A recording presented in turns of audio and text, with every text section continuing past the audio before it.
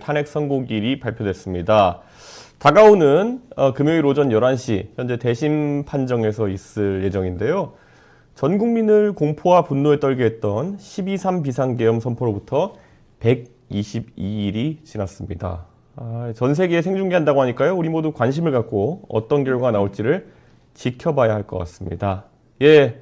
자, 그럼 이준석의 밤새도록 라이브 지금 들어오신 분들도 구독, 좋아요, 알림 설정 먼저 해주시고요.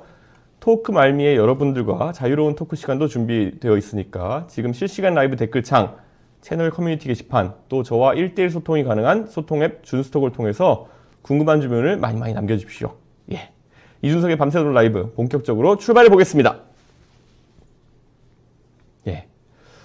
오늘은 시국인 만큼 여의도 정치와 언론사 저변에서 구르고 닦은 저의 경험으로 만든 코너 이준석의 예언 집중입니다. 예. 그냥 주제어 보기 전에 먼저 이싱크 보고 오겠습니다.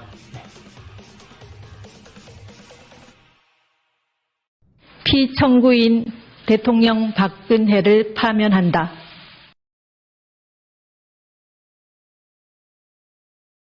피청구인 대통령 박근혜를 파면한다. 예.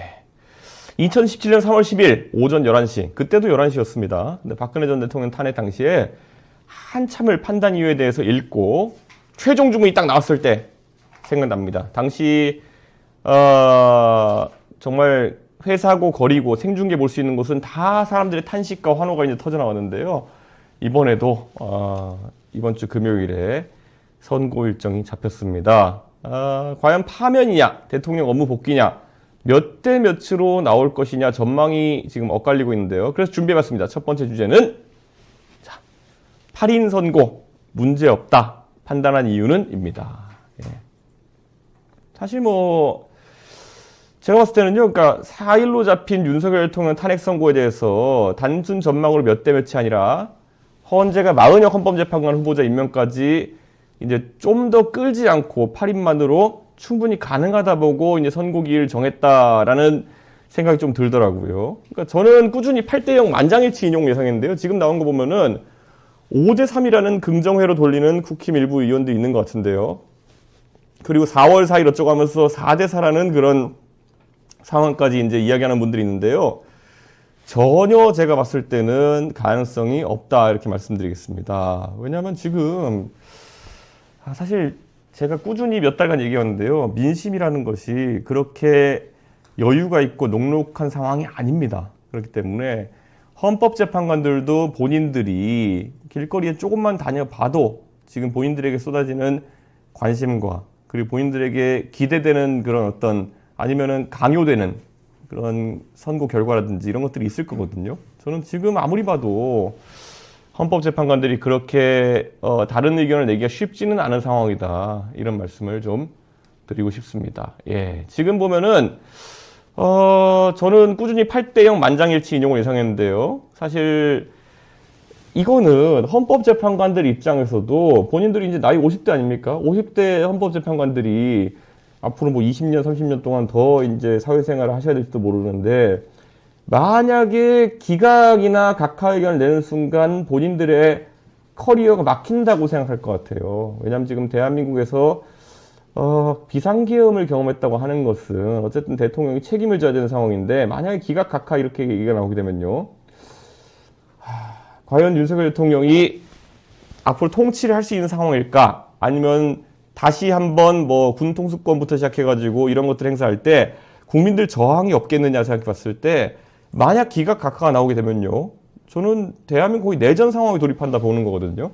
그렇기 때문에 이 헌법재판관들 입장에서 다른 판단하기는 참 어려울 것이다. 이런 생각하고 그렇기 때문에 저는 더더욱 윤석열 대통령에 대한 판단을 적극적으로 할 수밖에 없을 것이다. 이런 생각을 하고 있습니다. 자, 그리고 오늘 보면요. 지금 제가 한번 지적하고 싶은 게 뭐냐면요. 지금 재보궐선거가 개표가 진행되고 있습니다. 지금 열몇 군데에서 재보궐선거가 이제 개표가 되고 있는데요. 그게 이제 지금까지는 뭐 윤석열 대통령을 중심으로 사람들이 결집하고 있다고부터 해서 많은 이야기가 있었는데요. 지금 재보궐선거 개표되는 거 보면은 거의 국민의힘에 있어가지고 아니 보수 진영이 있어가지고 절망적인 결과가 나오고 있습니다. 지금 보면은 경남 거제의 거제시장을 지금 개표를 하고 있거든요. 그런데 30% 정도 개표했는데요. 민주당이 65%, 국민의힘이 29% 지금 나오는 상황입니다. 30% 개표했는데 이 정도면 끝난 겁니다. 특히 거제 같은 경우에는요. 거제에 가면은 거제에 조선소도 있고 이래가지고 경제적으로 꽤 여유가 있는 그런 경남 지역에 한 50대, 40대 유권자가 주력인 곳이 거제시거든요. 특히 거제에 가보면은 거제시의 중심인 고현읍 이런 곳들은 뭐 고층 아파트도 있고 이래가지고 고현읍 같은 경우에는 보수가 보통 이기는 곳입니다. 근데 지금 개표 결과 올라오는 거 보면요. 고현에서도 지금 이제 국민의힘이 지고 있다. 그리고 민주당이 이기고 있다. 이런 얘기거든요. 자, 그럼 고현에서 진다는 얘기가요. 전국 단위로 놓고 보면 어느 정도 의미냐면요. 고현 정도 되면은 투표 성향이 서울, 강남에 아마 강남을 정도랑 비슷할 겁니다. 그러니까 지금 이 재보선 결과를 놓고 그냥 솔직하게 평가해 보자면요. 국민의힘이 강남을에서 지고 있는 상황이다. 이렇게 지적할 수 있을 것 같아요. 그러니까요. 강남을에서 보수가 지면 총선 기준으로 환산해 보면 이번에 총선에서 국민의힘이 108석 했죠. 근데 강남을이 지는 상황이면요. 분당도 지는 상황이고 그럼 보수가 한 80석 했을 거라는 예상이 가능한 거거든요. 네. 그러니까 저는 이게 지금 굉장히 지금 보수 입장에서는 전멸을 걱정해야 되는 상황이다. 이렇게 말씀드릴 수 있을 것 같아요. 그러니까 지금 보면은 몇 군데 이렇게 보자면요. 지금 제가 개표 사이트들을 보고 있는데 아산에서도 이제 개표가 한 7.5% 정도 진행됐는데요. 민주당이 60%, 국민의힘이 30% 정도 이렇게 됩니다. 이 말은 뭐냐면 아산이 지난번에 이제 박경규 시장이라고 국민의힘 시장이 됐던 곳인데 그때도 뭐 박빙으로 되긴 했지만 하여튼간 그때보다 한 20% 정도 국민의힘에 나쁘게 나오고 있다는 건데요. 이거는 윤석열 대통령이 완전히 보수 진영 절단낸 것으로 봐야 된다. 이런 생각입니다. 지금 제가 냉정하게 계속 살펴보고 있는데요. 지금 보궐선거 자체가 굉장히 국민의힘과 보수 진영에 절망적으로 나오고 있다. 지금 이제 구로구청장 개표가 시작됐는데요. 구로구청장 개표가 조금 진행됐는데 이제 1% 정도 진행됐는데요. 민주당이 80%, 그 국민의힘의 대체 후보로 나온 자유통일당이 10%, 그리고 이제 조국당이 한 5% 정도 이렇게 나오고 있거든요. 이거는요, 민주당이 거의 한 85% 정도 서울에서 득표한다는 거거든요. 그러니까 저는 이게 엄청나게 국민들의 분노가 누적된 상황이다. 그래가지고 저는 이거는 이렇게 나오는 상황 속에서는 선거를 아마 국민의힘에서 치르는 것이 거의 불가능할 것이다. 이런 예측을 할 수 있는 거거든요. 근데 이거를 지금 과연 인식을 하고 있느냐. 그게 되게 중요한 것 같습니다. 지금 한번 보면요. 결과들이 계속 올라오고 있는데, 진짜 PK에서 국민의힘이 무너졌다고 하는 것은요. 선거 자체가 거의 대선으로 만약에 조기 대선이 치러지게 되면은 거의 불가능한 상황일 것이다. 거의 선거를 치르는 게 불가능한 상황일 것이다. 이렇게 얘기하고요. 지금 부산 교육감 선거도 이제 한번 보니까요. 지금 진보 후보가 약 60% 정도 나오고요. 그 다음에 보수 후보들이 갈라지긴 했는데, 지금, 나머지가 한 30% 정도 이렇게 된 상황인데, 부산 교육감 김석준 후보인데, 이분이 그렇게까지 인기가 좋았던 분은 아니거든요. 근데 이번에 65% 가까이 이렇게 나온다고 하는 것은 결국에는 국민들이 완전히 지금 이제 보수 진영에 대해 가지고 비토 정서를 가지고 갔다. 이렇게 보면 될 것 같습니다. 거의 중도층이 완전히 무너졌다. 이렇게 볼 수 있는 그런 상황이 아닌가 이렇게 생각합니다. 중도층에서 완전히 보수에 대한 민심 자체를 지금 상실했다. 이렇게 볼 수 있을 것 같습니다. 지금 보면은 뭐 대전 유성도 원래 유성은 민주당이 좀 유리하긴 한데요. 대전 유성에서 보면은 거의 민주당이 47.2%, 국민의힘이 40.4%, 조국당이 12.4%라는 거거든요. 그럼 이걸 합치면요. 대전 유성구에서 민주당이 합쳐서 59.6, 그리고 국민의힘이 40.4거든요. 이건 뭐냐면 6대4로 이제 유성에서 깨진다는 건데, 우리가 잘 생각해보면요. 보통은, 보궐선거라 그러면요. 이 직장인들이 투표를 좀 덜 하기 때문에 이 어르신들이 많이 투표하는 상황이라 가지고 국민의힘이 더 유리하다고 보거든요. 그러니까 60대 40이 유성에서 보궐에서 나왔다고 하는 거는요. 이거는 굉장히 위험한 상황이다. 이렇게 볼 수가 있을 것 같습니다. 진짜. 유성구 같은 경우에는 보통 우리가 아는 것처럼 카이스트나 아니면 여러 가지 연구소들이 많아가지고 이분들이 굉장히 투표 성향이 세서 이분들이 이번에 뭐 R&D 예산 삭감이나 이런 것들에 민감하게 반응했다. 이런 평가도 가능하긴 한데요. 어쨌든 굉장히 지금 제가 봤을 때는 국민의힘에게 불리한 상황이라고 이제 나올 수밖에 없는 것 같아. 이렇게 생각됩니다. 지금 스코어는 아까 말씀드린 것처럼 국민의힘이 강남에서도 질 정도다. 이렇게 평가할 수 있을 것 같습니다. 자, 어쨌든 다시 한번 그 헌법재판소 얘기 돌아가면요. 오늘 나경원 의원이 기자회견도 열고 4대4로 기각될 것이다 이렇게 밝혔던데요. 심지어 윤핵관들 사이에서는 4월 4일이니까 4대4일 것이다라는 이런 말도 안 되는 소리를 하면서 초긍정회로를 돌리고 있는데요. 다들 진짜 이런 속내일까 싶게 한데요. 여론전 또는 지금 어떻게든 자기 지지층을 속이기 위해 가지고 얘기하고 있는 건데요. 그동안 여권에서 제기된 시나리오 중에서 가장 설득력 있는 논거는 선고가 늦어지고 있다라는 얘기를 한 거예요. 헌법재판소는 최종 변론 후 2주 안에 보통 선고 기일을 여는데요. 윤석열 대통령 같은 경우 한 달 넘어가지고 34일 지날 때까지 선고 기일을 안 잡았거든요. 그래가지고 여권에서는 헌법재판관들이 5대3 데드락 상황, 그러니까 교착 상황이라는 거죠. 여기 빠져가지고 선고 기일을 못 잡는 것이라는 예석을 했는데요. 사실 이런 데드락 상황이라는 그런 전망 자체가 거의 거짓말에 가까웠다. 이렇게 봐야 되는 거죠. 사실 그래서 지금까지 저는 솔직히 말하면 비판하고 싶은 게요. 국민의힘에서 어쨌든 계엄이 터진 날부터 시작해가지고 굉장히 자기 지지층과 국민들을 기망하는 얘기를 굉장히 많이 했어요. 전혀 여의도에서 느끼는 분위기와 다른 얘기를 해가면서 결국에는 여론을 호도해가지고 여론전을 이끌어 나가려 했던 건데요. 저는 굉장히 이거는 충격적인 상황이다. 이렇게 볼 수 있을 것 같아요. 사실 4월 1일에 선고기일이 지정된 직후에도요. 누구누구 재판관이 돌아섰다. 4대4 기각이다. 이런 기각을 전망하는 밭글, 소위 찌라시를 난무하도록 돌렸거든요. 근데 이것도 정말 근거가 하나도 없어요. 지금 상황에 봤을 때는. 그냥 말 그대로 장난을 이 사람들이 쳤다. 이렇게 지적할 수밖에 없는 거죠. 도대체 왜 이러는 걸까요? 지금 국민들을 속인다는 그런 얘기인데 저는 속여가지고 무엇을 얻을까라는 생각을 하게 됩니다. 어쨌든 윤석열 대통령 선고 과정은 전 세계에 생중계된다고 하는데요. 이게 진짜 무슨 망신인가 싶습니다. 근데 이제 윤석열 대통령이 과연 재판정에 나올 것인가가 관심인데요.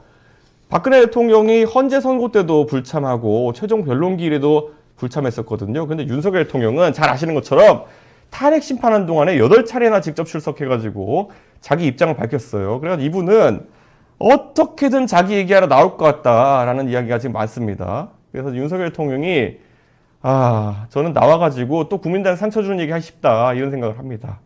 사실 윤석열 대통령 탄핵에 일반인 방청석에 온라인 신청 받았잖아요. 근데 오늘 오후 3시까지 7만 1000명이 지원한 겁니다. 그래가지고 경쟁률이 3,550대 1로 이제 중간 집계됐는데요. 이건 역대 최고 기록입니다. 박근혜 대통령 같은 경우에는 796대 1이었고요. 탄핵 결정 당일에.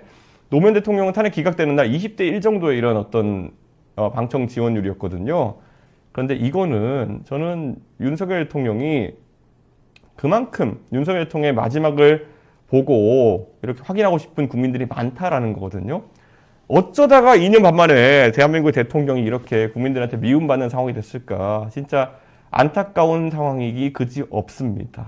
사실 윤석열 대통령, 진짜 제가 너무나도 당황스럽고 화가 나는 게요. 이렇게 대한민국에 있어가지고 보수 진영을 절단내 놓는 상황이 발생할 수 있느냐라는 생각합니다. 혹시 지금 저희 방송을 보고 계신 분이 있다면요.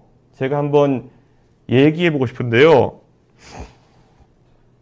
사실 윤석열 대통령이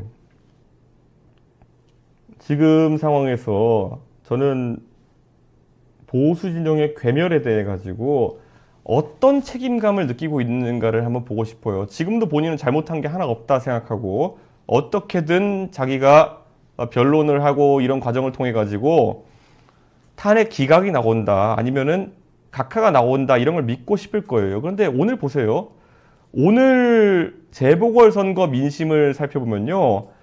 재보궐선거에서 나온 민심은 윤석열 대통령을 부정하는 정도가 아니라 보수 세력 전반을 그냥 비토하는 겁니다. 그래서 저는 윤석열 대통령의 이런 상황에 대해 가지고 굉장히 안타깝게 보고 이분이 제발 정신 차리고 탄핵 인용이 나오게 되면 국민들한테 죄송하다는 말이라도 한마디 했으면 좋겠습니다. 근데 우리 아는 것처럼 그러지 않을 것이다. 예, 윤석열 대통령이 그러지 않고 오히려 나는 잘못한 게 없는데 헌법재판관들이 이상한 판단 내렸다는 식으로 아마 이렇게 할 것 같아가지고 굉장히 저는 불안합니다. 그렇게 되면 보수 진영은 전멸에 가까운 이런 상황을 맞이하게 되는 거거든요. 사실 이번에 탄핵 선고길이 나오자마자 경찰도 상황을 예의주시하고 있습니다. 반으로 나뉜 탄핵 찬반 시위 등에 대해 가지고 전국적으로 이제 물리적으로 이제 사고가 발생 우려가 커지고 있습니다. 대규모 집회가 예상되는 만큼 헌재 주변 학교들은 휴교하고 기업들은 재택근무를 시행하는 것도 많은데요. 내일부터 국회도 저희 국회의원 회관도 그렇고요.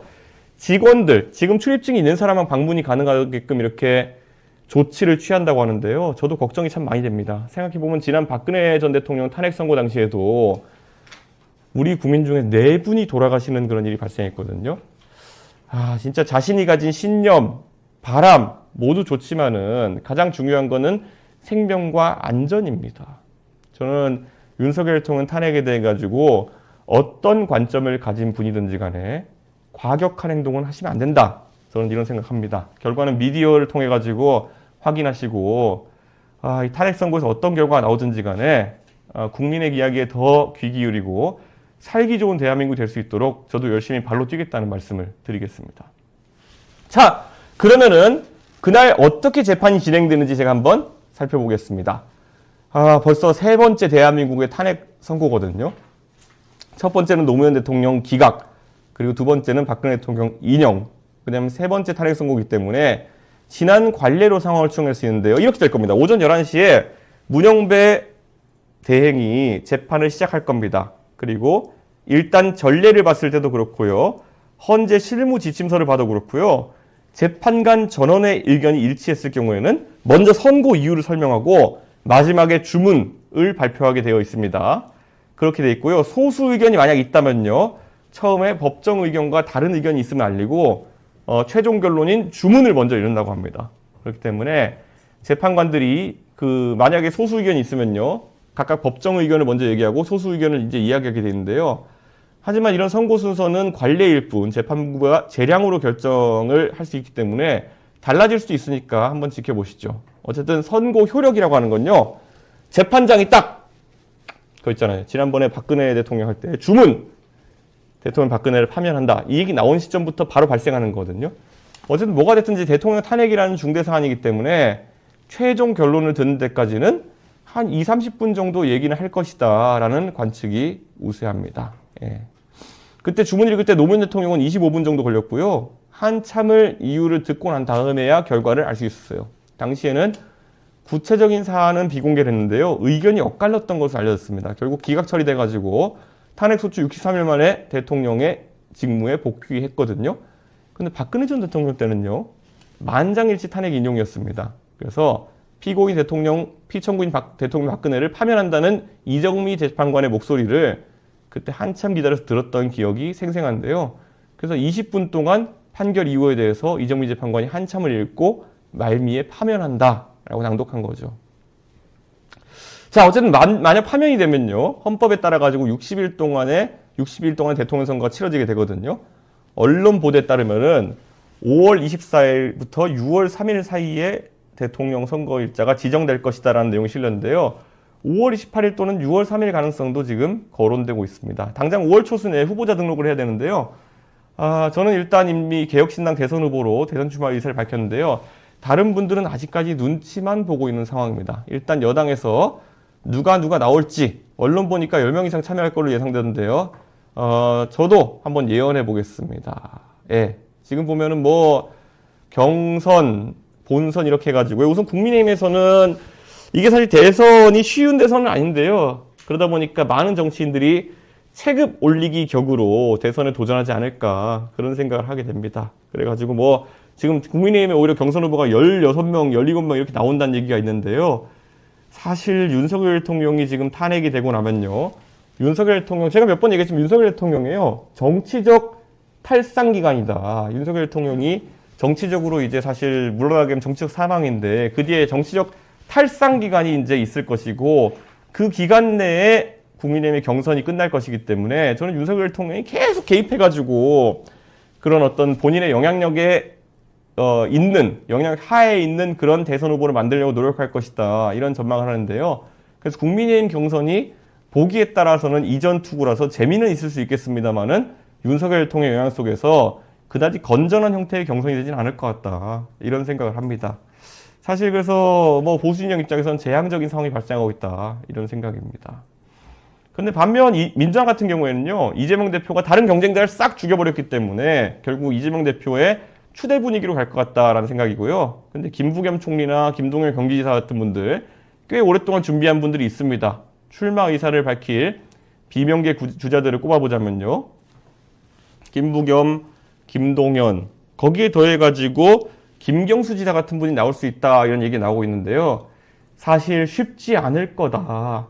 그런 생각을 합니다. 결국에는 나와가지고 자기 지지층에 이재명 추대 분위기에 맞서가지고 아무리 하려고 해도 결국에는 욕먹고 끝날 가능성이 높다 이런 건데요. 결국에는 선거 상황이 굉장히 민주당에서 일방적인 분위기가 우선 나올 것 같다 이런 생각을 합니다.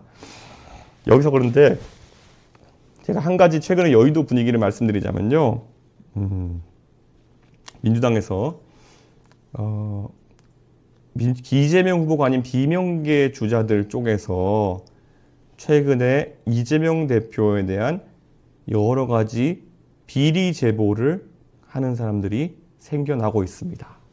이재명 대표가 민주당 내 헤게모니를 장악했지만 비명계 주자들이라고 하는 사람들 중에서 이재명 대표의 대선 출마를 탐탁치 않게 바라는 사람들 중에서 이재명 대표에 대한 뭐 몇 가지 비리 제보를 언론에 하고 있는 사람들이 있다라는 이야기를 제가 기자들에게 들었습니다.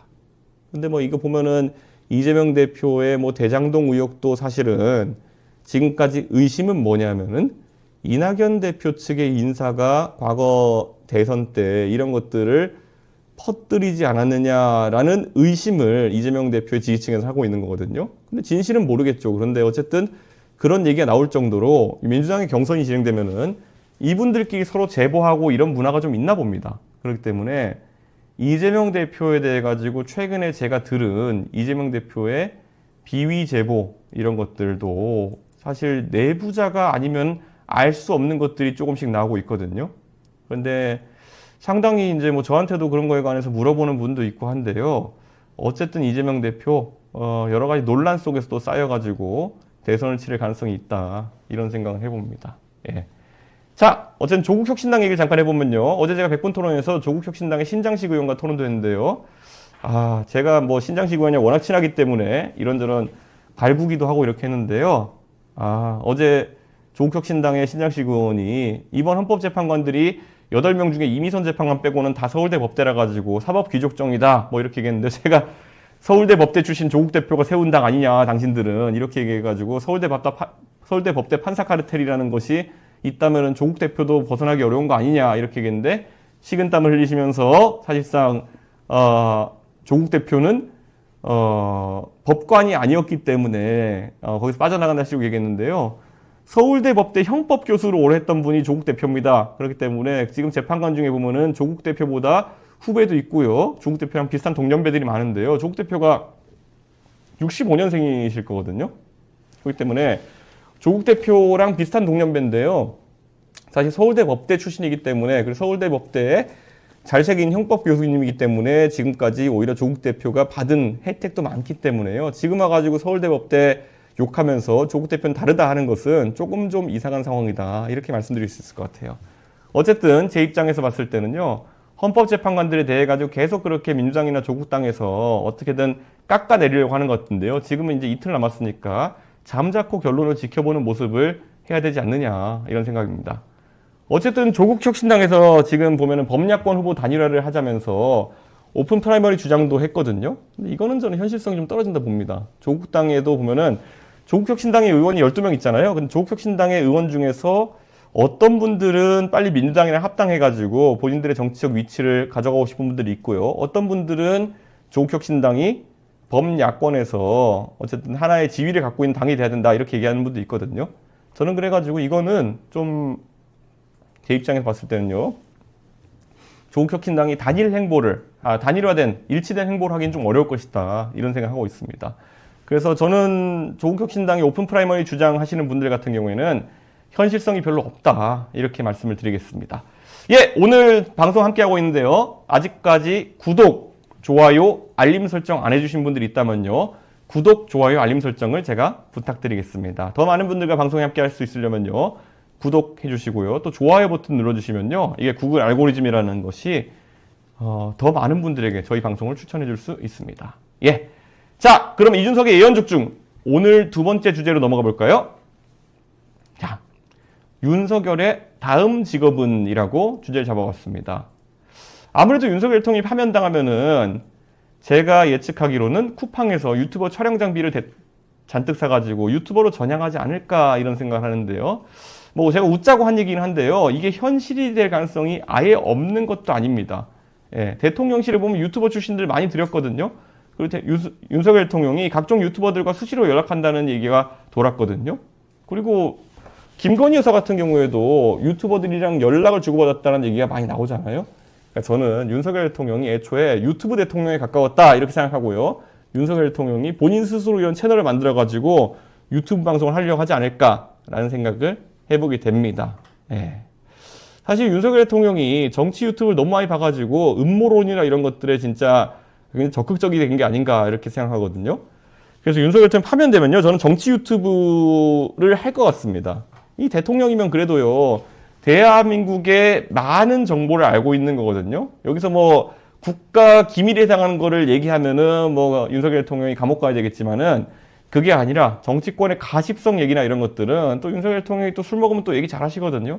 그래가지고 아마 개인 방송하고 이러면서 지지층을 좀 선동하지 않을까, 이런 생각합니다. 원래 대통령이 유튜브 하다가 그럼 지금 나라에서 운영하는 윤석열 계정이 있을 거거든요. 뭐 그런데 그 윤석열 대통령이 윤리큰가 뭐 하는 유튜브 채널을 운영하고 이랬거든요. 그런데 윤석열 대통령이 파면되게 되면요, 그 채널은 제가 아는 거대로라면은 내려놓고 나와야 됩니다. 그거는 국가 예산을 들여가지고 만든 유튜브 채널이기 때문에 윤석열 대통령이 단순히 아이디 패스워드 받아가지고 그 유튜브 채널을 운영할 수 없는 거거든요. 근데 어쨌든 윤석열 대통령 유튜브 시작하면요, 며칠 사이에 아마 100만 유튜브 될 겁니다. 예, 윤석열 대통령이 어쨌든 지금 자기 쪽 지지자들에게 엄청나게 피해자 코스프레를 많이 해놓은 상황이기 때문에 결국에는 100만 유튜버가 곧 될 텐데요. 그렇게 되면 이제 보수 진영은 절단 나는 겁니다. 윤석열 대통령이 5만 대 선동하고 다니고 이렇게 되면은 절단 나는 거거든요. 예. 그래서 뭐 신장식 의원은 유튜브까지는 아니더라도, 유튜버가 되는 것까지는 아니더라도 정치 유튜브 채널에 출연할 것 같다라고 얘기하던데요. 저는 100% 윤석열 대통령이 유튜브 열 것이다, 이렇게 생각합니다. 왜냐면 이 답답함을 못 참는 사람인데요. 본인이 거기 이제 아크로비스타에 갇혀가지고 답답함을 어떻게 참겠습니까? 그렇기 때문에 윤석열 대통령은 무조건 유튜버로 전향한다. 이건 제가 예측하는데요. 맞는지 한번 지켜보시죠. 예. 어쨌든 문영배 헌법재판소장 권한대행이 파면을 주문당독하면요. 윤석열 대통령은 즉시 대통령직을 잃게 되는 겁니다. 짐 싸고 당장 이제 관저에서 나와야 되는 거거든요. 이게 윤석열 대통령이 박근혜 대통령이 예전에 파면됐을 때는요. 짐 싸가지고 나오는데 아마 이틀, 3일 정도를 줬을 겁니다. 근데 어쨌든 저는 박근혜 대통령이 3월 10일 날 탄핵 선고가 나고요. 이틀 뒤인 3월 12일 날 삼성동 자택으로 이제 퇴거했다고 하는데요. 윤석열 대통령이 파면되게 되면요. 모든 대통령의 권한과 예우가 사라지는 겁니다. 경호 경비를 제외한 대부분의 예우는 박탈되고요. 국립현충원에 안장될 수 있는, 국립묘지에 안장될 수 있는 자격도 모두 사라지는 거죠. 예. 저는 어쨌든 이 윤석열 대통령에 대한 그러면 경호나 경비는 왜 유지되느냐 이렇게 말하면요. 윤석열 대통령을 예우해서라기보다는 윤석열 대통령이 국가 기밀을 꽤 많이 알고 있잖아요. 그러니까 파면된 대통령이 돼가지고 경호 경비를 10년 넘게 제공하는 이유는 뭐냐면요. 윤석열 대통령이 어디 가가지고 국가 기밀을 떠들까봐. 그러니까 사실상 감시죠. 그러니까 예우는 박탈되고 감시만 남게 되는 그런 상황이다. 이렇게 말씀드릴 수 있을 것 같습니다. 어쨌든 박근혜 대통령과 이명박 대통령도 2021년, 2022년에 각각 복권은 됐거든요. 근데 파면되고 금고용을 받았다는 사실이 있기 때문에 예우는 회복되지 않는 겁니다. 예, 그래가지고 이런 것들은 전직 대통령 입장에서 굉장히 불명예스러운 상황이다. 이렇게 말씀드릴 수 있을 것 같아요. 어제 제가 100분 토론하면서 민주당 이현주 의원 만났을 때요. 민주당 이현주 의원이 꽤 재밌는 얘기를 하던데요. 윤석열 대통령을 사회에서 격리해야 된다라고 주장했는데요. 저는 격리까지는 너무 윤석열 대통령 기본권에 대해 가지고 제약인 것 같고요. 다만 윤석열 대통령이 유튜브 열어가지고 계속 사회 분열적인 언동을 하는 것은 저는 대한민국 시민이라면은 좀 비판적인 자세로 바라봐야 되는 것이 아닌가 이런 생각합니다. 대한민국 윤석열 대통령 때문에 얼마나 힘든 과정을 겪었는데요. 계속 나가서 선동하게 만들 수가 없습니다. 그래서 저는 윤석열 대통령이 그런 선동적인 자세로 대선 과정 내내 영향을 미치지 않았으면 좋겠다. 이런 생각하고 있습니다. 예. 반면에 윤석열 대통령이 기각이나 각하가 되면은 바로 대통령 직무에 복귀를 하는 거거든요. 윤석열 대통령 최종 변론 때 임기에 연연하지 않겠다고 하면서 개헌과 정치개혁 추진에 임기 후반부를 집중하려 한다 이렇게 했는데요.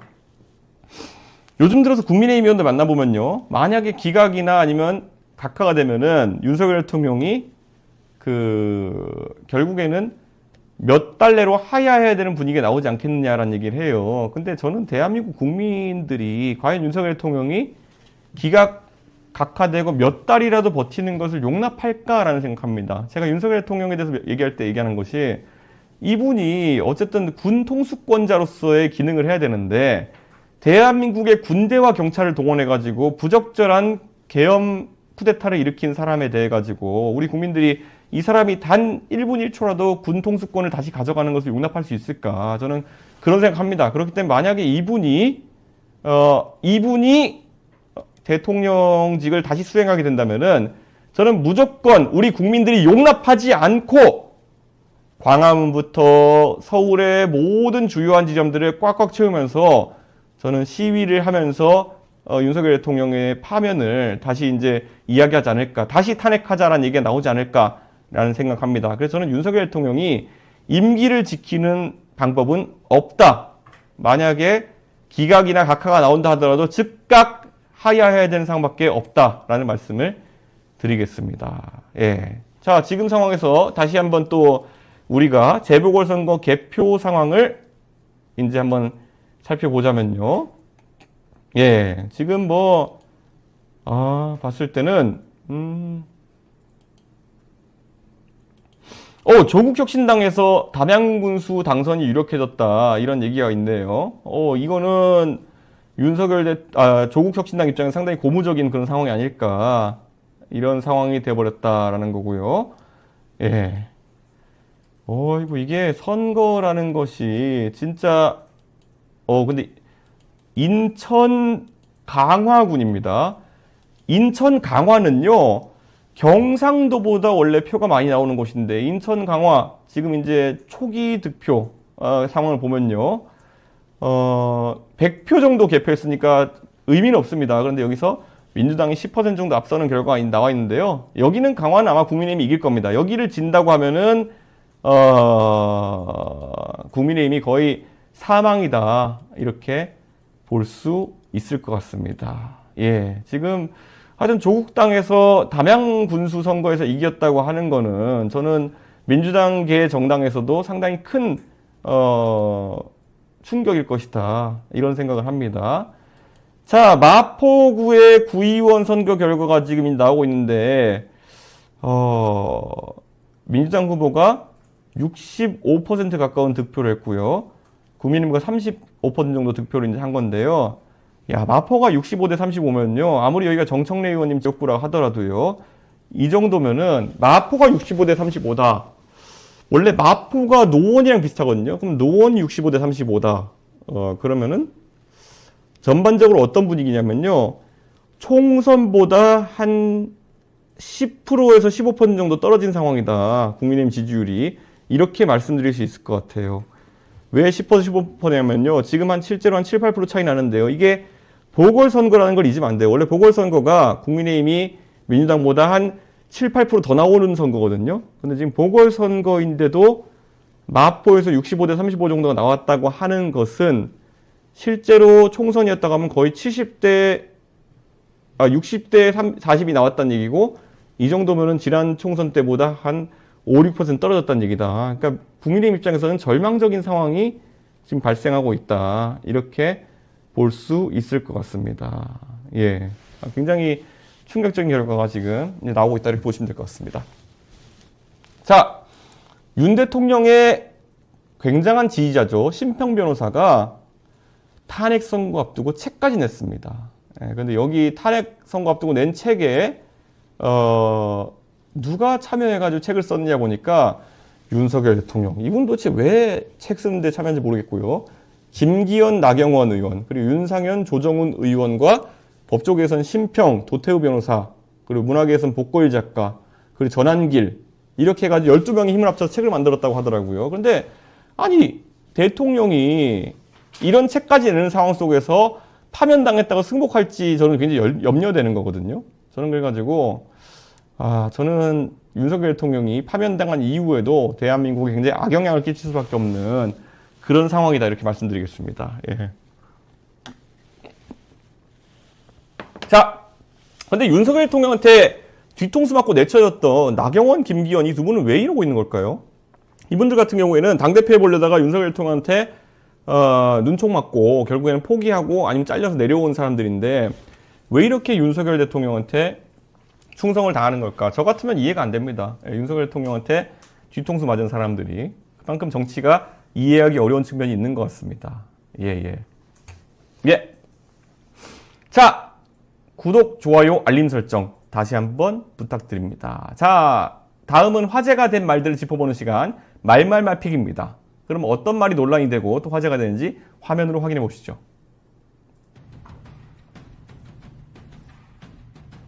이 골목 상권들이 워낙 나빠져서 참 얼굴을 들고 다니기가 민망할 정도입니다. 정치가 국민들의 삶을 챙기는 게 본연의 임무일 것인데 정치 때문에 오히려 경제가 더 나빠지는 상황을 맞이하고 보니까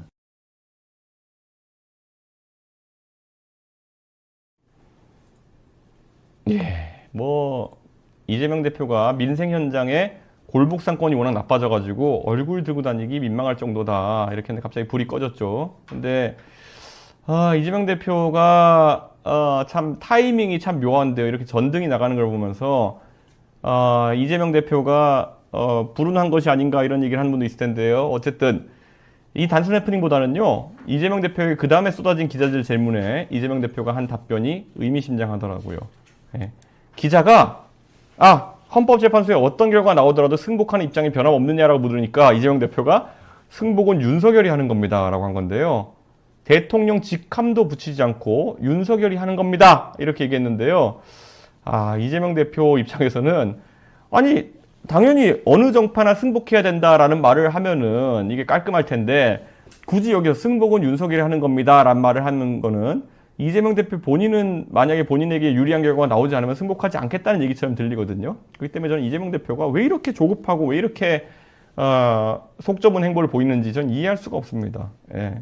이재명 대표가 뭐 아까 제가 얘기한 것처럼 윤석열 대통령이 기각각하되는 판단이 나온다 하더라도요. 윤석열 대통령은 대통령직을 지킬 수가 없어요. 그렇기 때문에 결과는 어떤 방향으로 가더라도 매한 가지거든요. 근데 이재명 대표는 자꾸 이제 불안해하면서 이런 얘기를 하는 건데요. 저는 솔직히 이해가 가지 않습니다. 예. 어쨌든 이재명 대표의 저 말을 들은 권성동 원내대표가 이재명 대표의 태도가 아주 오만하고 국민을 무시하는 태도라면서 민주당도 헌재 결정에 따르길 바란다는 취지로 말하던데요. 승복하는 게 뭐가 어렵냐 싶기도 한데요.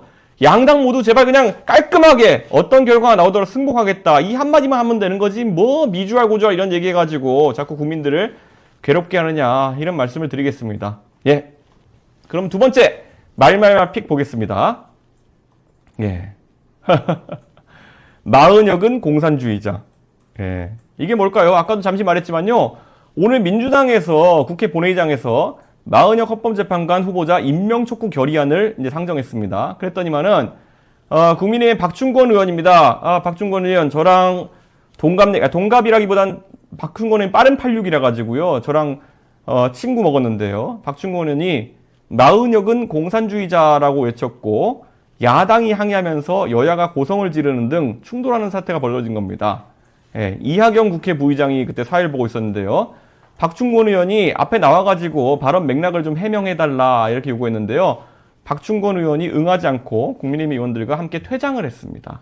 예, 민주당에서는 공산주의자라는 얘기를 어떻게 할 수 있느냐 프레임 씌우기라고 반발하고 있고요. 발언 당사자인 박충권 의원은 본회의장에서 나와가지고 기자들한테 마은혁 후보자는 자유민주주의 전복을 위해 투신한 과거에 대해서 반성이나 전향하지 않았다라고 끝까지 이제 주장했는데요. 사실 마은혁 후보자가 뭐 과거에 그런 주장을 했던 적이 있는 것 같습니다. 그런데 사실 헌법재판관으로 임명되기 위해 가지고는 이런 논란에 대해 가지고 적극적으로 해명할 필요도 있는데 그것에 대해 가지고 적극적인 해명이 청문회 절차나 이런 데서 없었다 보니까 아무래도 박충권 의원은 탈북한 사람이거든요. 탈북한 사람인데 박충권 의원은 또 사선을 넘으면서 탈북한 사람이기 때문에 아무래도 공산주의에 대한 감정이 남다른 사람입니다. 그래서 마은혁 후보자에 대해 가지고 굉장히 이제 강한 의구심을 가지고 있는 것 같은데 제가 현장에서 이제 얘기를 들었잖아요. 그러니까 여기에 있어 가지고 강유정 의원이 이제 토론하는 과정에서 강유정 의원이 발언하고 있을 때 박충권 의원이 공산주의자 어쩌고저쩌고 하는 발언을 했어요. 그런데 이제 민주당 입장에서는 이게 강유정 의원을 대상으로 해가지고 공산주의자라고 한 것이다. 이래가지고 야당에 대한 색깔론이다. 이런 식으로 이제 반발해가지고 한 건데요. 제가 맥락상으로 그때 봤을 때는요. 강유정 의원이 아니라 마은혁 후보자에 대해 가지고 공산주의자라고 얘기한 게 맞습니다. 예, 그렇기 때문에 민주당에서 좀 헛다리 짚은 것 같다. 이런 생각하는데요. 사실 마은혁 후보자에 대해서 공산주의자라고 할 자유가 국회의원에게 있느냐 없느냐를 굳이 따지자 그러면요. 저는 뭐 국회의원이 본회의장에서 그런 발언한 것에 대해 가지고 저는 뭐 좋은 모양새는 아니었지만은 굳이 박충권 의원 같은 탈북한 그런 사람이 하기 어려운 말은 아니었다. 못할 말은 아니었다 이렇게 생각하고요. 다만 마은혁 후보자 입장에서는 좀 억울한 부분이 있다면은 앞으로 해명을 좀 더 강하게 해야 되지 않을까 이런 생각입니다. 어쨌든 마은혁 후보자를 민주당에서 계속 넣으려고 하는데 이분이 강원도 고성 출신이고요.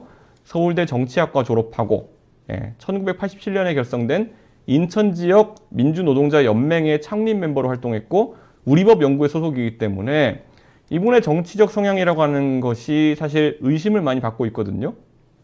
근데 뭐 어쨌든 간에 이분이 국회 몫으로 지명이 됐기 때문에 저는 임명 절차 자체는 진행돼야 된다 이런 생각인데요. 계속 논란이 지속되는 것이 좀 안타깝긴 합니다. 어쨌든 사법연수원 29기입니다. 이분이. 그런데 이 시대에 유명한 인사들이 많습니다. 우리가 잘 아는 인물들이 아주 많아요. 김웅 의원, 백혜련 의원, 이현주 의원, 이정희 통진당 대표 이분들이 29기거든요. 사법연수원 29기는 선배인 27기에 300명, 28기에 400명보다 약 100명이 많습니다. 이렇게 사람 많이 뽑는 이유 때문에 29기 구성원들의 성격, 출신지가 타 기수보다 훨씬 다양했어요. 그래서 98년도에 연수원에 입소한 이들 대부분은 70년대에 태어나가지고 90년대 초반에 대학을 다닌 분들입니다.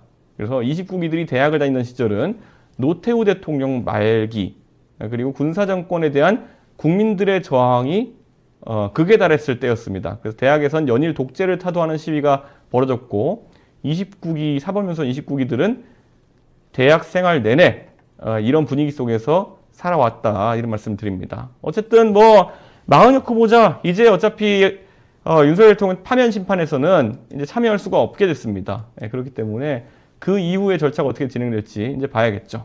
예, 어쨌든 아직까지 구독, 좋아요, 알림 설정 안 하셨다면은 부탁드리겠습니다. 앞으로 더 많은 분들과 함께하기 위해서 구독, 특히 좋아요 눌러주시면요, 알고리즘 상으로 더 많은 분들에게 노출될 테니까요, 꼭 부탁드리겠습니다. 예, 다음은 그 밖에 놓쳐서는 안 될 뉴스들을 픽해보는 시간, 뉴스픽입니다. 예.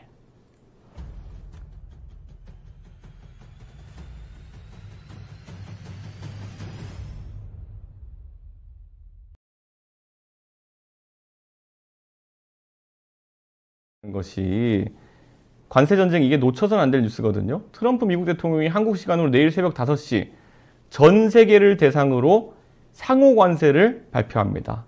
구체적인 방식을 놓고 추측만 무성한데요. 지금 여러 시나리오가 거론되고 있는데 우리 정부는 당초에 우리나라를 관세 조치에서 제외해달라고 했는데요. 현실적으로 우리나라에도 상호 관세가 부과될 것이 불가피하다고 봅니다. 그래서 최악을 피하는 방안에 집중하고 있다는데요. 이 상호 관세라는 것이 reciprocal tariff라고 하는 건데, 한 국가가 특정 국가의 제품에 대해서 관세를 부과할 때 상대국도 이에 맞춰서 비슷한 수준의 관세를 부과하는 정책을 의미하는데요. 우리나라가 굉장히 심각한 타격을 입게 될 수도 있습니다. 예. 지금 한국의 올해 성장률을 지금 2.1%에서 1.5%로 하향 전망하는 상황인데요. 엎친 데 덮친 격이다, 이렇게 말씀드릴 수 있을 것 같아요. 자동차, 철강, 반도체, 가전, 의약품, 이런 주력 수출 산업이 대미 의존도가 굉장히 높거든요. 그래서 한국은 이번 상호 관세로 상당한 타격을 입을 것으로 예상됩니다. 관세가 한국에만 해당되지 않기 때문에 경쟁국에 비해 가지고는 조금 나은 상황이 올 수도 있는데요. 당장 관세 불확실성으로 인한 수출 감소, 그리고 글로벌 경기 위축 우려가 커지고 있는 그런 상황이라고 말씀드릴 수 있을 것 같습니다. 특히 미국은 자동차에 대한 25% 관세를 예고한 상황이거든요. 오는 3일부터 이게 적용될 예정인데요. 만약 미국이 상호 관세까지 합산해가지고 적용할 경우에는요, 관세율이 더욱 높아질 수 있습니다. 마찬가지로 지난달 10일부터 25% 관세가 부과되고 있는 철강도 여기에 상호 관세가 더해지면은 어려움이 가중되는 거거든요. 이미 올해 1분기 자동차 같은 경우에는요, 예년에 비해 가지고 1.3% 수출이 감소했고요. 철강은 6% 수출이 줄어든 상태에서 엎친 데 덮친 격이 될 수 있다라는 얘기가 나오고 있습니다. 그리고 트럼프 대통령이요, 반도체 그리고 의약품에 대한 품목별 관세 부과도 고려하고 있어가지고 한국 산업계는 그 어느 때보다 어려운 시기가 될 것이다, 이렇게 말씀드릴 수 있을 것 같습니다. 어쨌든 OECD에서는요, 한국의 올해 경제 성장률 전망치를 1.5%로 석 달 만에 0.6%를 끌어내렸어요. 근데 트럼프 관세가 무역 장벽을 확대시킬 것이다, 이렇게 얘기하고 있는데요.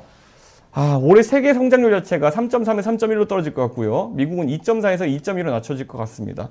사실 경제를 조금만 배운 사람이면요, 관세라는 것은 완전하게 오히려 자국민한테 부정적인 영향이 가게 될 가능성이 높거든요. 미국이 관세를 때린다, 예를 들어 20% 때린다, 이렇게 하면요, 사람들이 잘못 알고 있는 게 뭐냐면 미국이 관세 20% 때리면 우리나라에 수출할 때 20% 관세를 무는 게 아니라요, 미국에서 수입할 때 미국에서 그 수입하는 사람들한테 20% 관세를 때리는 거거든요.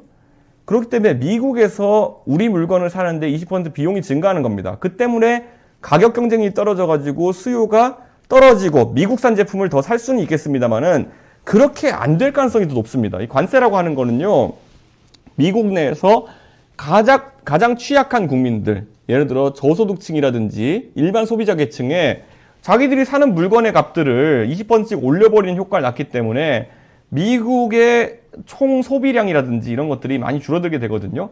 그럼 경제가 돌지 않고 그래가지고 오히려 미국의 자국민들한테 안 좋은 영향을 끼칠 수가 있는 거라, 이렇게 경제학과에서 가르칩니다. 그런데 어쨌든 자유무역을 오히려 포기하고 보호무역으로 미국이 돌아서는 순간 저는 미국이 오히려 버티기 힘든 상황이 올 수 있다. 저는 지금 트럼프 대통령이 취임 초기라 가지고 이것저것 하면서 굉장히 강해 보이지만은 실제로는 관세로 인해 가지고 미국의 경제가 나락갈 수 있고 그러다 보면 트럼프 대통령이 굉장히 위기에 빠질 수 있다. 이런 생각입니다.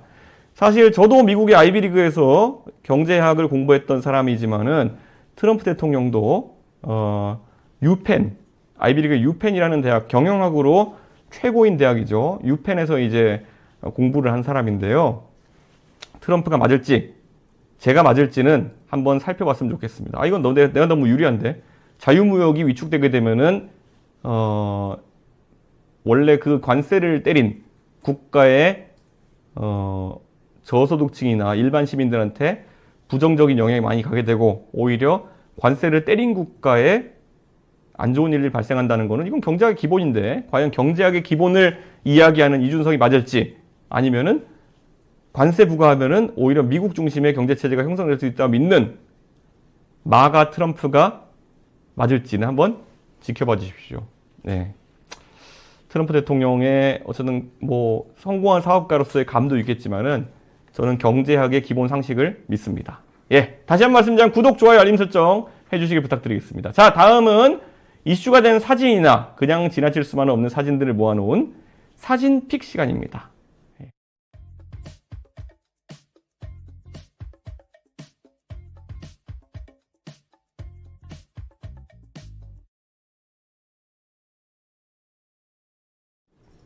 예, 이게 요즘 가장 핫해인데요. 이 그림은 뭘까요? 누군지 전혀 알 수가 없는데요. 연예 애니메이션 남자 주인공 같습니다.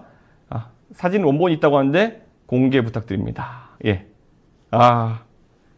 제 사진을 바탕으로 해가지고 요즘 전 세계적으로 유행하는 챗GPT로 그림 그려주는 일본 애니메이션 느낌의 초상화라고 해요. 이 프로필 사진을 많이들 지금 하고 있다는데요.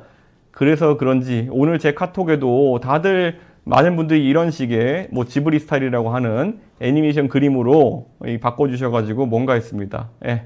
근데 남들은 다 비슷한데 저도 닮았는지 여러분께서 한번 댓글 달아주시기 부탁드리겠습니다. 예. 예, 다음 사진도 또 저희가 한번 만들어 봤는데요. 빵인가 이게 쿠키인가 모르겠는데요. 이거 먹고 있는 중년 남성 모습인데요. 안경도 썼습니다. 이거 누군지 알겠어요? 이분은 닮았다고 생각하시나요? 누구 같나요? 한번 여러분 맞춰보시죠. 댓글로. 네. 더불어민주당 이재명 대표가 간식을 드시는 사진이네요. 안 닮았는데 느낌이 비슷한 것 같기도 하고요. 어쨌든 주변에 물병이나 셔츠 등 디테일을 잘 포착한 것 같긴 합니다. 예, 이재명 대표 사진이었네요. 자, 어쨌든 그 다음 사진을 한번 저희가 보겠습니다. 이거 여러분이 맞출 수 있을지 궁금한데요. 이거 누구 같습니까? 예. 이게 누굴까요? 예. 여러분이 맞출 수 있는지 모르겠는데요. 제 생각에는 그분 예. 윤석열 대통령인 것 같은데 여러분 동의하시나요? 예. 헌법재판소에서 재판정에 나와가지고 얼굴 찡그리고 있는 그 윤석열 대통령의 모습을 했는데요. 윤석열 대통령은 얼굴 특징 잡기가 쉬워가지고 나름 비슷하게 표현한 것이 아닌가 저는 그런 생각을 합니다. 예. 아무리 봐도 저 빼고는 다 비슷하게 잡은 것 같은데요. 예. 두 분에게 이 챗GPT 프로필 사진을 선물로 드리고 싶은데요. 예. 본인들도 만들어 봤겠죠. 예, 이런 생각합니다. 예. 자, 다음은 여러분이 가장 기다렸을 시간입니다. 저 이준석과 허심탄회하게 대화를 나눌 수 있는 Q&A 시간을 가질 텐데요. 지금 이 시간 라이브 방송을 통해 가지고 질문 올려주시면은 확인 후에 답을 드리고 있고요. 사전에 저희 채널 커뮤니티 게시판이나 준스톡 앱을 통해서도 질문 주시면은 확인 후에 답을 드리겠습니다. 예. 여러분들이 지금 참여해주고 계신데요. 자, 오늘도 어떤 질문이 기다리고 있을지 기대가 되는데요. 질문을 한번 보겠습니다. 예. 예, 내일 제주 4.3 추년식인데 참석 후에 바로 돌아가시나요 했는데요. 예, 4.3 추년식 한 다음에 바로 서울 올라올 수밖에 없는 그런 일정입니다. 근데 내일 4.3 추념식에 제가 알기로는 국민의힘 인사들이 참석을 할 예정이 없다고 하는데요. 국민의힘은 도대체 어떻게 하려고 그러나. 그 4.3이라는 것은 제주도민들 입장에서 굉장히 중요하게 생각하는 그런 행사이고요, 일정이고요. 제주도민의 아픔이 이제 서려 있는 그런 일정인데 왜 이렇게 이것에 무덤덤하냐라는 말씀을 드릴 수밖에 없을 것 같습니다. 예, 4.3이라고 하면은 제주도민들의 아픔이 서려 있는 그런 일정인데 참 안타깝다. 이렇게 말씀을 드려야 될 것 같습니다. 예. 오늘 재보궐에서 국민의힘 참패가 자명해 보이지만은 개혁신당은 후보를 내지 못했습니다. 당의 대주주로서 어떤 대책이 있습니까? 그런데요. 개혁신당에서 후보를 낼 수도 있었는데 후보를 내지 못한 거는 아무래도 대선에 집중하겠다 이런 얘기인데요. 사실 지난번에 이제 후보로 출마하겠다는 사람들이 있었는데요. 결국에는 본인들이 대선에서 큰 역할을 하겠다고 얘기하시면서 출마하지 않는 것으로 정리가 됐습니다. 예. 윤석열 대통령 탄핵이 인용된다면 각 당 주요 인사들의 첫 일성이 무엇일지 예측해달라고 하는데요. 쉽지 않다. 대선 지자 위주로 해보자면요. 우선 김문수 장관 같은 경우에는 이 탄핵은 잘못됐다, 사기 탄핵이다 이런 식의 주장을 하는 쪽과 궤를 같이 할 거로 보이고요. 윤석열 대통령의 억울함을 갚기 위해 가지고 내가 대선 출마하겠다 이런 말씀하실 것 같아요. 그 다음에 홍준표 시장 같은 경우에는요. 이 홍준표 시장이 이제 가장 잘 하시는 게 예전에 페이스북이나 글에 이런저런 얘기 해놨던 거 바탕으로 해가지고 내가 예전에 이런 말 하지 않았느냐 이런 식으로 나오시는 경우 많거든요. 그러니까 홍준표 시장이 이 탄핵의 과정 속에서 언젠가는 또 탄핵이 될 것 같다는 얘기를 하신 적이 있을 것 같아요. 그러면은 내가 말하지 않았냐, 탄핵 된다, 이제 국민의힘이 잘해야 된다 이런 식의 메시지를 할 것 같고요. 오세훈 시장님 같은 경우에는 지금 오세훈 시장이 원래 성향상으로는 탄핵 찬성파로 가야 되는데 요즘 이제 대선 경선을 앞두고 있다 보니까 탄핵 반대파 비슷한 목소리를 또 내고 계신 것 같아요. 그래가지고 오세훈 시장님 같은 성격에서는 그냥 안타까운 일입니다. 이 정도의 멘트만 내지 않을까 이런 생각하고요. 자, 이제 관심 가는 게 한동훈 전 대표인데 한동훈 전 대표 입장에서는 탄핵 찬성파처럼 되어 있는데요. 이분이 카노사의 굴욕사진도 우리 알듯이 끝까지 본인 주장을 관철시키는 경우도 없고 항상 오락가락하는 그런 측면이 있기 때문에 저는 한동훈 대표 입장에서는 어떻게 나올지 예상이 안 된다 이런 말씀을 드리겠습니다. 예. 이재명 공직선거법 3심 대법원에서 어떻게 될 걸로 예상하시는지 이렇게 얘기했는데요. 사실 이재명 대표가 대법원에 가면요, 제 생각에는 결과가 이재명 대표에게 유리하지 않게 나올 수도 있다는 생각합니다. 그런데 그게 파기환송심이든 어떤 식이든지 간에 대선 전에는, 조기 대선 전에는 결론이 안 나올 거다. 그래가지고 이재명 대표 입장에서는 그에 대한 걱정 없이 선거를 치러된다 이런 생각합니다. 예. 요즘 아까도 했지만 챗GPT로 지브리화 그려주는 게 열풍인데 이러한 AI에 대한 우리나라의 개발에 대한 어떤 발전은 어떻게 될까요? 라는 건데요. 사실 저런 지브리풍 만화 그려주고 이런 것들은 AI가 할 수 있는 일 중에서 가장 간단한 일 중에 하나입니다. 그렇기 때문에 이게 뭐 기술적으로 대단하다라고 보기는 어려운데 문제는 이 AI를 통해 가지고 AI의 파운데이션 모델이라는 걸 통해 가지고 어떤 응용을 할 수 있느냐가 경제적 효과와 관계가 되는 거거든요. 근데 저는 이 부분에 대해 가지고는 아직까지 우리나라가 좀 뒤처지는 것 같아 가지고 제가 만약 대통령이 된다 그러면은 엄청난 투자를 하겠다 이런 말씀을 드립니다. 예. 보자. 해외 연수란 이름으로 해외 여행하면서 혈세 낭비하는 지방 의원들의 낭비에 대해서 방비책을 듣고 싶습니다. 이런데요. 지방 의원들, 저도 이제 노원구 의회도 이제 보고, 뭐, 화성시 의회도 보고 이렇게 하는데요. 지방 의원들이 해외 연수라고 하면서 보통 유럽에 있는 국가들이나 이런 데 출장을 가거든요. 근데 저는 지방 의원들이 이런 낭비를 하는 것은 사실 지방 의원들이 그만큼, 본인들의 인생의 마지막 코스로 지방 의회를 생각하고 있는 것이 아니냐, 이런 생각을 합니다. 우리 이기인 최고위원 같은 경우에는 성남시에 성남시의원하고 이럴 때 이런 해외 출장 가는 것들을 다 안 가겠다고 하면서 예산 낭비를 줄이겠다고 해가지고 많은 사람들이 귀감이 됐는데요. 저는 지방의원들 중에서 좀 젊은 사람들 중심으로 해가지고 이런 외유성 지방 해외 연수 이런 것들은 안 가겠다는 선언을 같이 했으면 하는 생각이 듭니다. 지금은 인서울대학 정도 졸업하면은 취업 시 기업에서 어느 정도 인정해주는 경향이 있는데 가까운 미래에 학령 인구가 감소하면은 뭐 소위 말하는 스카이 안 나오면 인정 안 해주는 세상이 오는 것이 불가피할까요? 이런 말씀해 주셨는데요. 제 친구들이 이제 판교에서 IT 업체 하는 친구들이 있는데요. 그 얘기는 하더라고요. 100만 명 시대에 인서울대학 나온 사람들과 지금 이제 학령 인구가 3, 40만 명으로 줄어든 상황에서 인서울대학 나온 사람들, 그때 인서울대학의 정원 자체가 크게 줄어들지 않았기 때문에 자신들이 회사에서 이제 봤을 때는 학벌 인플레가 된 거 아니냐라는 생각을 한다고 하는데요. 저는 학벌 인플레가 됐다는 말에도 어느 정도 일리가 있다라는 생각하거든요. 그리고 제가 놀라는 게 뭐냐면 요즘 이제 서울 지역의 학교들에 강연을 제가 이제 다니는데요. 문과가 센 학교들 이런 곳들 가보면요. 정말 학교 자체가 10년 전, 20년 전에 비해 가지고 하나도 발전하지 않은 경우를 많이 보거든요. 저는 앞으로 대학에서 대학 정원 조정이나 이런 걸 통해 가지고 대학의 어쨌든 이런 뭐라고 할까요? 이게 투자나 이런 것들이 정말 학생 하나하나에게 집중될 수 있는 상황을 만들어야 된다. 서울대가 지금 1인당 교육비로 한 6천만 원 정도 쓰고 있고요. 그 다음에 연대가 한 4천만 원 정도 쓰고 있습니다. 그리고 중앙대나 한양대 정도 되면은 한 3천만 원 정도 쓰고 있고요. 그 다음에 이제 가가지고 뭐 동국대, 건대, 뭐 홍대 이런 쪽으로 가면은 2천만 원대 정도의 비용을 학생한테 투입하고 있거든요. 물론 등록금 낸 거보다는 좀 투입하는 비용이 많긴 하지만요. 대학별로 이제 재정 상황에 따라 가지고 이렇게 학생 하나에게 투자하는 금액이 차이 나게 되면은 저는 그거는 계속 이제 부익부 빈익빈 같은 결과가 나오게 되는 거거든요. 그렇기 때문에 저는 대학 내에서 이제 이런 것들을 좀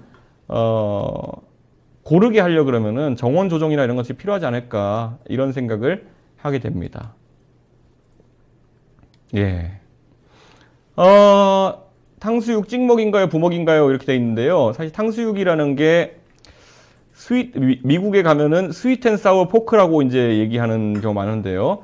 미국은 100% 부어 먹는다고 보시면 됩니다. 미국에서는 이 탕수육을 소스를 100% 부어 먹는다. 그렇게 보시면 되고요.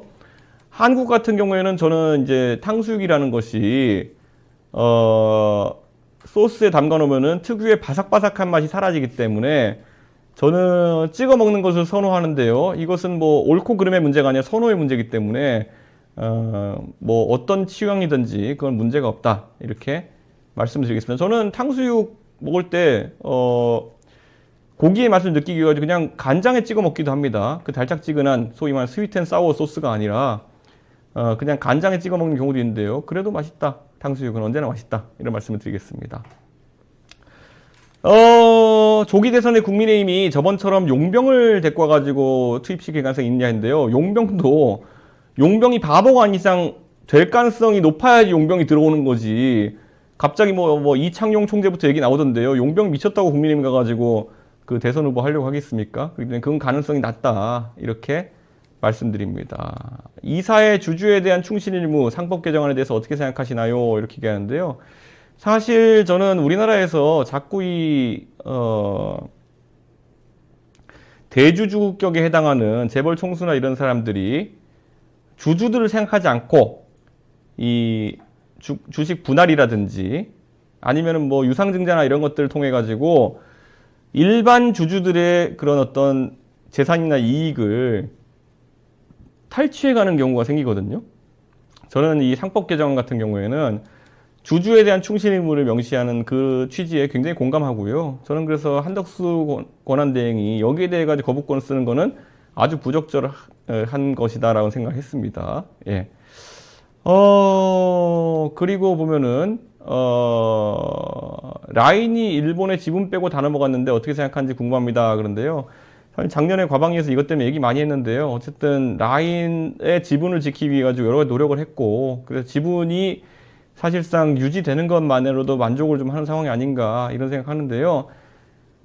저는 우리나라의 어쨌든 기업하기 어려운 환경 속에서 애초에 이제 돌아가신 김정주 넥슨 회장 같은 경우에도 NXC를 이제 일본에 이제 상장하고 이렇게 하면서 일본에다가 사실상 본사를 이전한 격이 되는 것이고, 지금 라인 같은 경우에도 네이버에서 사실 라인 코퍼레이션이라는 것이 일본 회사로 이제 돌아가는 것인데, 저는 이런 식의 환경 속에서는 IT 산업 같은 것이 발전할 수 없다 이런 생각을 좀 하고 있습니다. 예. 어쨌든 오늘도 1시간 넘게 여러분과 방송을 했는데요. 예, 정말 많은 이야기를 했고요. 구독, 좋아요, 알림 설정 아직 안 하신 분 있다면 다시 한번 부탁드리겠습니다. 예.